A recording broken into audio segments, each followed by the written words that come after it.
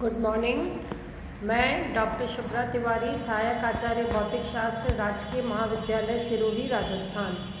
आज हम BSc second year physics का फर्स्ट पेपर थर्मोडायनामिक्स में अगला टॉपिक पढ़ेंगे, thermal radiations part 4। Thermal radiations हमने पिछली क्लासेस में पढ़ा था, जिसमें कि हमने किरचॉफ का नियम, वीन्स का डिस्प्लेसमेंट लॉ, इन सब के बारे में पढ़ा था। हमारे पास ब्लैक बॉडी रेडिएशन का डिस्ट्रीब्यूशन कर्व किस तरह से आता है, आज हम उसी टॉपिक में आगे पढ़ेंगे। आज के हमारे टॉपिक में हमें पढ़ना है रेले जीन्स वितरण नियम, रेले जीन्स डिस्ट्रीब्यूशन लॉ। मैक्सवेल के विद्युत चुंबकीय सिद्धांत से प्रत्येक कृष्णिका अर्थात उत्सर्जक शून्य से लेकर अनंत तरंग दैर्ध्यों वाले सभी विकिरण उत्सर्जित करती है। मैक्सवेल के इलेक्ट्रोमैग्नेटिक थ्योरी के हिसाब से हर ब्लैक बॉडी जो है वो 0 से लेके इन्फिनिटी वेवलेंथ वाले सभी रेडिएशंस जो हैं वो इमिट करती है। प्रत्येक एक वर्णीय तरंग दैर्ध्य को कंपन की मुक्त विधा कहते हैं। जो हमारे पास मोनोक्रोमेटिक वेवलेंथ की वेव्स मिलती है उन्हें मुक्त विधा कहते हैं।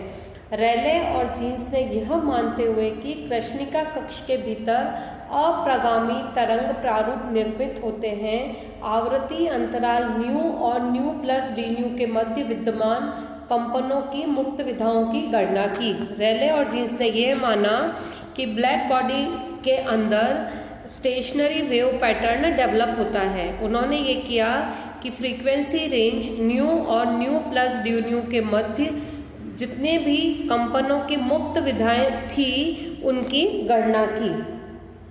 हम ए लंबाई वाली एक घनाकार कृष्णिका लेते हैं। हम ये मान लेते हैं कि हम एक क्यूबिकल ब्लैक बॉडी लेते हैं जिसमें कि कृष्णिका विकिरण विद्यमान है। किसी भी तरंग दैर्ध्य वाली तरंग के अप्रगामी तरंग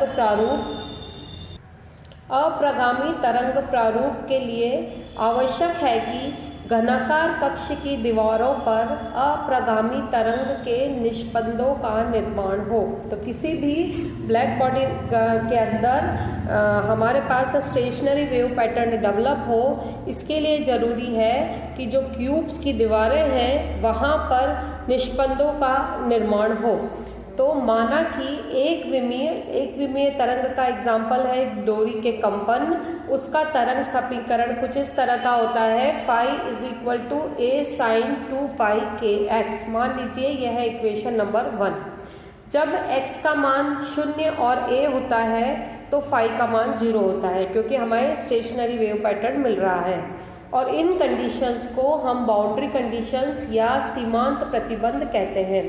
तो सीमांत प्रतिबंधों या बाउंड्री कंडीशंस के हिसाब से phi = 0 होगा जब x = 0 होगा और x = a होगा।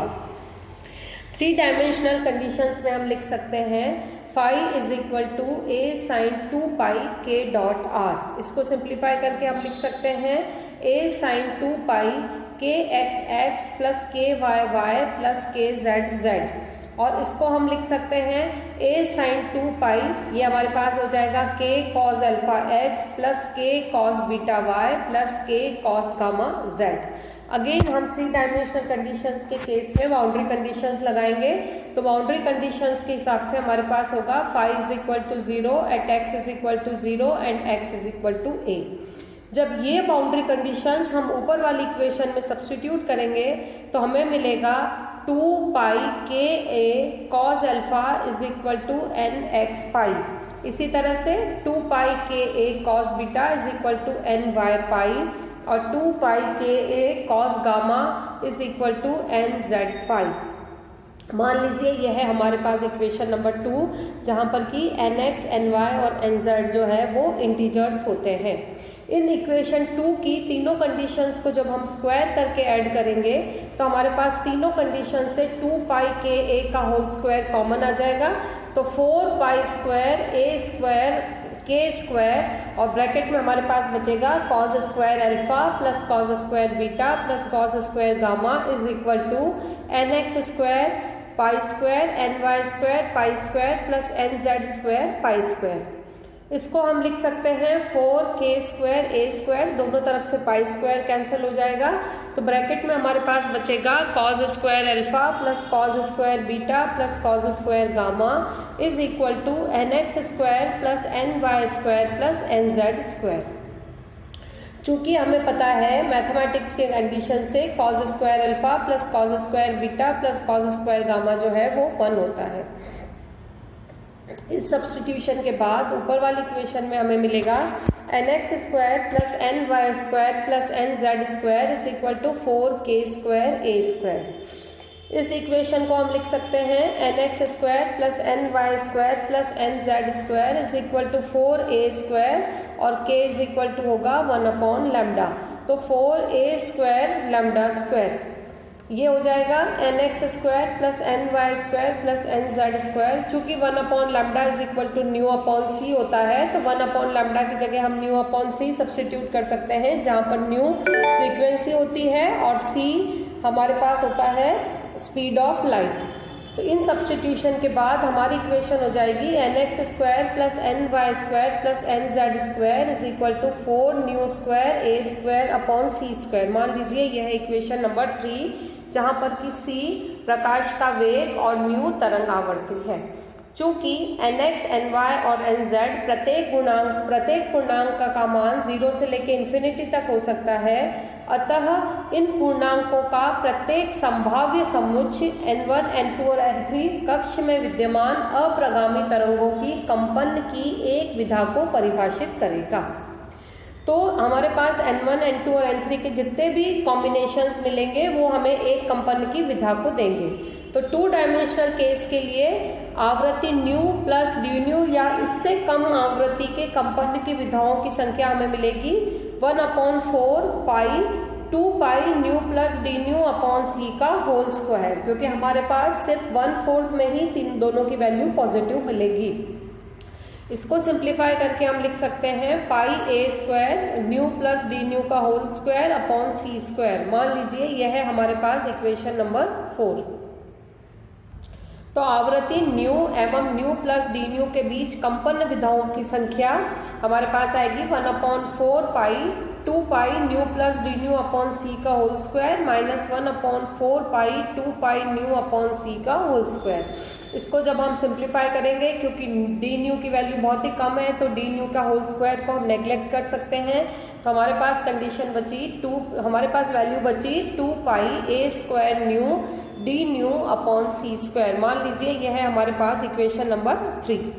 तो न्यू एवं न्यू प्लस डी न्यू आवृत्ति के बीच कंपन विधाओं की संख्या निकालने के लिए 2a न्यू अपॉन सी एवं 2a nu plus D nu upon सी त्रिज्या के गोलों के बीच के आयतन का 1/8 भाग होगी, क्योंकि सिर्फ उसी 1/8वें भाग में nx, ny और nz तीनों के मान धनात्मक होते हैं।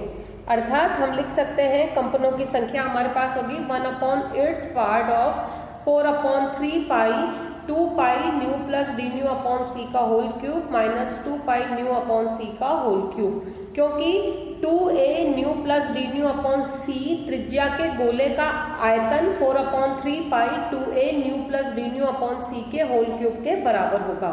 इसमें भी सेम वही कंडीशन है, डी न्यू का मान बहुत ही कम है तो डी न्यू स्क्वायर और डी न्यू क्यूब को हम जब नेग्लेक्ट कर देंगे तो हमारे पास बचेगा 4 pi nu square d nu a cube upon c cube. तो कंपन विधाओं की संख्या हमारे पास आई 4 pi nu square d nu upon c cube and v, जहाँ पर कि a cube is equal to v घन का आयतन कहलाता है। अतः एकांक आयतन में न्यू एवं न्यू प्लस डी न्यू आवृत्ति के बीच कंपन विधाओं की संख्या हमारे पास आई 4 pi nu square upon c cube and d nu, क्योंकि हम एकांक आयतन में निकाल रहे हैं तो आयतन से भाग दे देंगे। तो ये हमारे पास मान लीजिए आया इक्वेशन नंबर 6। चूंकि ऊष्मा विकिरण प्रकाश तरंगों की भांति अनुप्रस्थ होती है और 2 लंबरूप दिशाओं में ध्रुवित हो सकती है, अतः न्यू और न्यू प्लस डी न्यू आवृत्ति के बीच ऊष्मा विकिरणों की संख्या इससे 2 टाइम्स हो जाएगी। जो हमारे पास इक्वेशन नंबर 6 में कंपन विधाओं की संख्या आई है तो ऊष्मीय विकिरणों की संख्या इसकी दुगुनी होगी। तो ऊष्मीय विकिरणों की संख्या होगी n nu d nu is equal to 2 × 4 pi nu square d nu upon c cube. तो ये हमारे पास आया 8 pi nu square upon c cube and d new.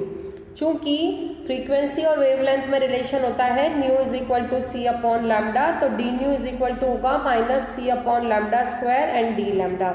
अतः लैम्डा एवं लैम्डा प्लस डी लैम्डा तरंग दैर्ध्यों के बीच कंपन विधाओं की संख्या। ये हमारे पास आएगा एन लैम्डा डी लैम्डा, ये हमारे पास आएगा 8 pi upon c cube, c upon lambda का whole square, c upon lambda square and d lambda. तो जब हम इसको सिंप्लीफाई करेंगे, हमने वैल्यू सब्सटीट्यूट की है न्यू स्क्वायर की और डी न्यू की, तो हमारे पास आ जाएगा 8 pi upon lambda 4 and d lambda. मान लीजिए यह है इक्वेशन नंबर 7। ऊर्जा के समविभाजन के नियमानुसार प्रत्येक स्वातंत्र कोटि से संबद्ध ऊर्जा का मान 1/2 kBt होता है। ये हमने शुरू के यूनिट्स में पढ़ा है, जहां पर kB बोल्ट्जमैन का नियतांक कहलाता है। तो प्रत्येक कंपन विधा को एक कंपित दोलक के भांति माना जा सकता है, जिसकी स्वातंत्र कोटि का मान 2 होता है। एक स्वातंत्र कोटि गतिज ऊर्जा से संबद्ध होती है और दूसरी स्थितिज ऊर्जा से संबद्ध होती है। अतः प्रत्येक कंपन विधा की माध्य ऊर्जा kBt मानी जा सकती है। अतः न्यू एवं न्यू प्लस डी न्यू आवृत्ति अंतरकाल में विद्यमान कंपन विधाओं की कुल ऊर्जा, प्रत्येक कंपन विधा के संगत ऊर्जा का मान kBt है। तो कुल ऊर्जा निकालने के लिए हमें कंपन विधाओं की संख्या से kBt को मल्टीप्लाई करना पड़ेगा। तो कुल ऊर्जा हुई हमारे पास u nu d nu is equal to 8 pi nu square upon c cube d nu and kBt। और अगर हम वेवलेंथ के फॉर्म में रिप्रेजेंट करना चाहें तो u lambda d lambda is equal to 8 pi kBt upon lambda 4 and d lambda. इसमें हमने इस नीचे वाले दोनों ग्राफ में u न्यू और न्यू के बीच में ग्राफ खींचा है और u लैम्डा और लैम्डा के बीच में ग्राफ खींचा है। उसमें दोनों ग्राफ में हमने एक्सपेरिमेंटल और रेले जीन्स लॉ के हिसाब से जो कर्व मिलता है दोनों को प्लॉट कर रखा है। तो रेले जीन्स का नियम न्यून तरंग दैर्ध्यों या दीर्घ आवृत्तियों के मानों के लिए प्रायोगिक मान से मेल नहीं खाता है। देखिए, अगर हम फ्रीक्वेंसी के फॉर्म में देखें तो Rayleigh Jeans law low frequency range में तो प्रायोगिक मान के साथ मैच खाता है, लेकिन ऊपर जैसे जैसे फ्रीक्वेंसी का मान बढ़ता है रेले जीन्स नियम का रिजल्ट अलग मिलता है और प्रायोगिक रिजल्ट अलग मिलता है। उसी तरह से अगर हम वेवलेंथ के फॉर्म में देखें तो हायर वेवलेंथ रेंज में एक्सपेरिमेंटल रिजल्ट और रेले जीन्स नियम के रिजल्ट मैच खाते हैं, लेकिन लोअर वेवलेंथ रेंज में दोनों के रिजल्ट्स मैच नहीं करते हैं। तब रेले जीन्स के नियमानुसार ऊर्जा घनत्व का मान अनंत के लिए जब लैम्डा टेंड्स टू 0 है और न्यू टेंड्स टू इन्फिनिटी है, तब रेले जीन्स के नियमानुसार ऊर्जा घनत्व का मान अनंत होता है, जो कि प्रायोगिक मानों के विपरीत है। तो चिर संगत भौतिकी से इसे पराबैंगनी अनर्थ कहते हैं। तो अगर हम कुल एनर्जी निकालना चाहें तो integration u nu d nu is equal to integration from 0 to infinity 8 pi kBt upon c cube and nu square d nu. इसको हम सिंप्लीफाई करें तो 8 pi kBt upon c cube constant है और न्यू स्क्वायर डी न्यू का जब हम integration करेंगे तो हमें मिलेगा u क्यूब अपॉन 3 और लिमिट है हमारे पास 0 टू इन्फिनिटी, तो हमारे पास आया इन्फिनिटी। इसके विपरीत प्रयोग यह प्रदर्शित करते हैं कि u न्यू एक निश्चित आवृत्ति न्यू एम पर सर्वाधिक मान प्राप्त करके उससे बढ़ती हुई आवृत्ति पर उसका मान घटता लगता है। तो हम ये कह सकते हैं कि रेले जीन्स नियम लो फ्रीक्वेंसी और हायर वेवलेंथ रेंज में एक्सपेरिमेंटल रिजल्ट्स के साथ मैच करता है, लेकिन हाई फ्रीक्वेंसी और लो वेवलेंथ रेंज में वो एक्सपेरिमेंटल रिजल्ट्स के साथ मैच नहीं करता है। Thank you.